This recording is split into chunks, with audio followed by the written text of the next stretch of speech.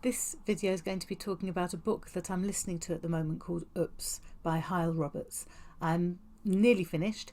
I've been listening to it a lot this week because I've been doing a lot of driving around and I've had the opportunity to actually listen, and it's kept me going. It's given me back every bit of enthusiasm that can get a bit drained at the moment when we're not really seeing people, and it just re-energized me totally. And having it as an audiobook is fantastic because you feel like you're having a conversation. You know, I would be listening to things and I would actually complete certain sentences because it was just taking me back over 35 years of teaching and just bringing everything back to me and reminding me.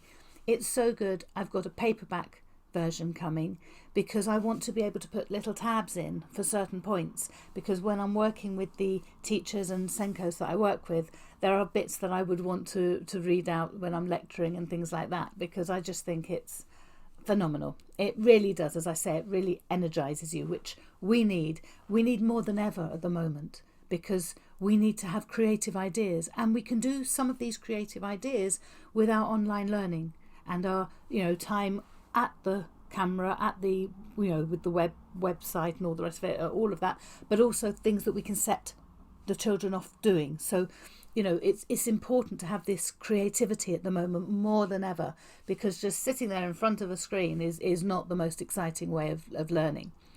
So there's several things that so many things that came up that just made me go, oh yes, I remember that person, or oh, I remember that lesson, and oh wow, that was incredible, or oh gosh, that was awful. And this is what it was about. The whole book is like that.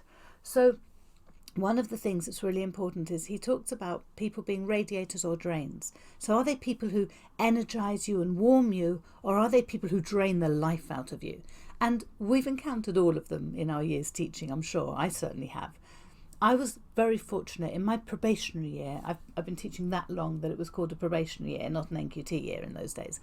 I had a mentor who was a real radiator and a dolphin. She led by example. She showed me so many ideas. She energized me. If I was getting a bit despondent, she picked me up every time. And I learned about team teaching with her, which is something that I have taken into my whole teaching career. I love team teaching. And I learned something really simple that Hyle actually mentions in Oops, and that is you can move away from the drains. Simple as that. You don't have to stay with the drain who is sucking the soul out of you, somebody who's telling you, as they did to me, that I was newlywed at the time, and I was being told how I'd soon learn about the realities of marriage. Thanks, great, all my enthusiasm, you want to take it away. Oh gosh, you've got them on that time on a Friday, good luck with that. That's not exactly going to help you to be enthusiastic about what you're doing. Moving towards the radiator, Jackie, who was supporting me, really helped. So really simple point. You're next to a drain, sit somewhere else in the staff room. Don't sit next to the drain. If you can avoid it, why would you be there? So that's a simple one. Another thing, he talked about being told you mustn't smile till Easter, which is what I was told when I was doing my teacher training, when I was doing my degree. And that's not needed. We can smile. We need to know this is a time to do this is a time to do that. But we can be approachable people. The more approachable we are, the more likely we are going to be engaging. And it's about engagement. We want the children, the young people that we are teaching, to feel that the learning is actually relevant and engaging and worthwhile. Otherwise, why sit there and engage? Why not just look out the window? Why not doodle? Why not do whatever else? If we want somebody to engage, we have a responsibility to engage them. Simple as that. This is more important now than ever. I hear so many things about distance learning. I hate that phrase. Online learning may be. But if we distance it, we disengage people. Whereas we can keep it very engaging if we make it relevant, and if we set tasks and throw in these little sort of interruptions, if you like, these I think it's happy accidents is the word, the way it's described by Hyle. If we throw in these happy accidents that really challenge their thinking, not everything has to be face-to-face online. It can be setting something up, going away, coming back, little groups in breakout rooms, however you do it. but it needs to be engaging, and it needs to not be remote or distance learning. It needs to not be that. No learning should be that. It should be close to. It should be involving, inclusive. So talking about it being relevant, one of the things that came into my mind was a project I did in my very first probationary year. We had a situation where they were going to be closing. There were 7 local schools, and we knew one was going to have to close, and we didn't know which one. And we were told as a staff, you can't discuss this with the children.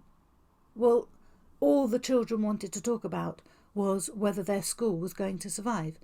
So very creatively, I came up with a place called Schoolville, really imaginative.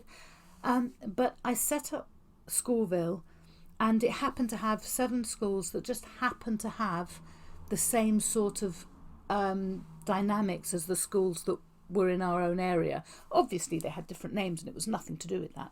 And the children were given different roles. This was in a senior school, and we had people who were governors, people who were parents, people who were pupils, people who were teachers, people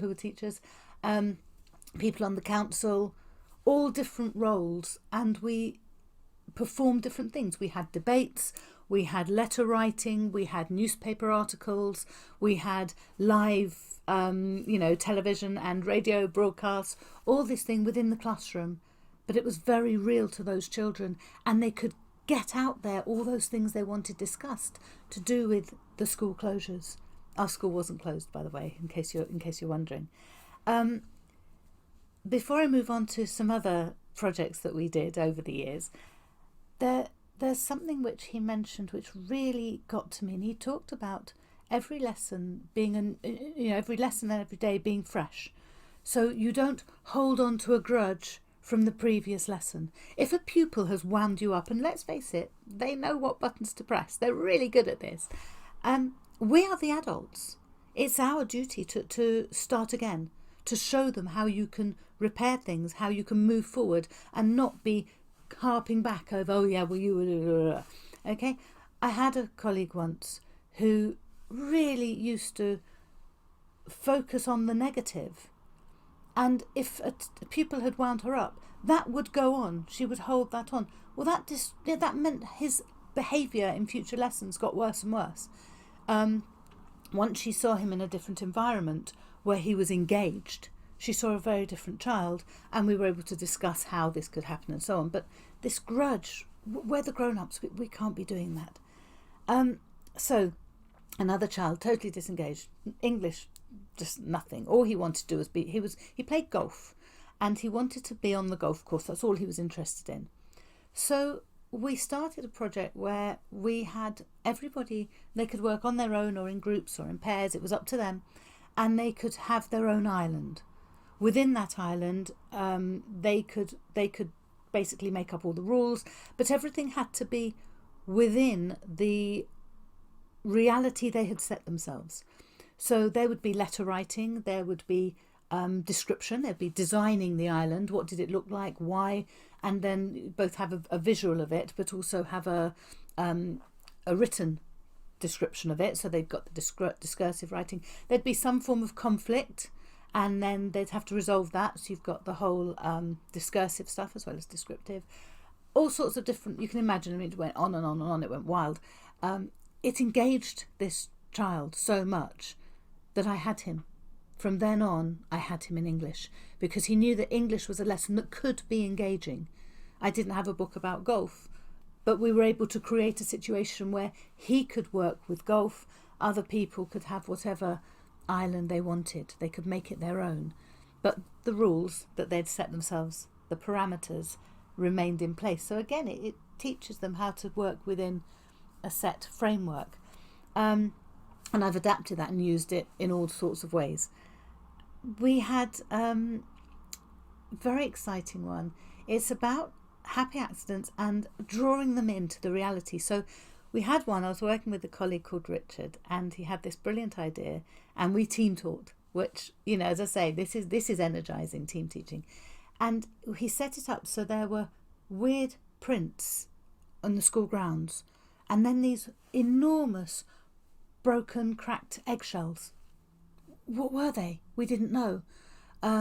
And we'd done that, the special tape for cordoning things off. We cordoned off areas. We took the children out there and like, oh, we don't know what's going on. What do you think it is?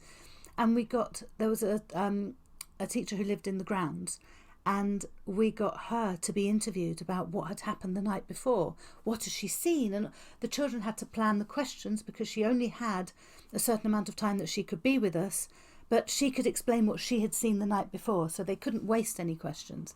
So we had all this wonderful stuff, and it was a brilliant project. You can imagine it went on, and it involved other aspects. We were able to bring in a bit of science, a little bit of geography, all sorts of other things were able to come into this English lesson. And it's about being these people who will help others, move others along. We work as a team, and as a team you can bring out the best, and you can throw in little sort of these happy accidents where you can suddenly say, oh, I've had a letter from so-and-so, it says this. They want to know. They're engaged, and it doesn't matter whether they are primary school children or secondary school children.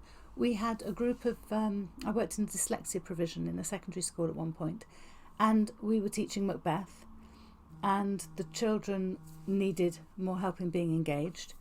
So we took Macbeth to the local primary school, and we made spoon puppets. And everything was paraphrased. So to paraphrase something, you have to know it, really know it. And they had so much fun. They were engaged because they loved the puppets, and because of who they were going to visit. They knew that they would be like, oh, the brother of this friend and all the rest of it. They were real people. It wasn't just discussing Macbeth in isolation. There was a purpose. It was to deliver it to somebody else. And that worked incredibly well. So it's about engagement. It's about being the person who is the radiator, the dolphin, the person who shows other people how to go and brings people with them to the positive place. To remember that we are there to engage those children. It's our responsibility to make the learning interesting, relevant, and enjoyable. And we can do that. We have those skills. And what matters with this, I know that Hywel works a lot with Deborah Kidd, she wrote a curriculum of hope that I've talked about before. You don't have to throw out the curriculum you have been told to deliver in order to bring creativity and interest into the classroom. You can do it all. You take the subject matter that you need to teach, and you work around that, and you find ways of bringing it in. It's really good if you can find a sort of like a problem that needs resolving, and they are the ones who have the tools to do it. We don't stifle their questions. We don't stifle their answers.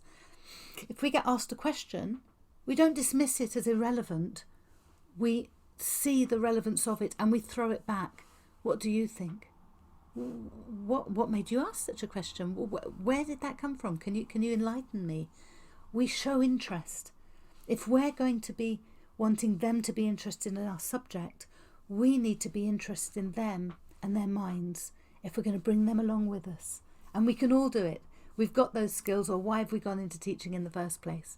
But we need to make sure that we stay with those radiators and those dolphins. And you'll know what I mean by radiators and dolphins if you listen to and read Hywel Roberts' book, Oops. I can't recommend it highly enough.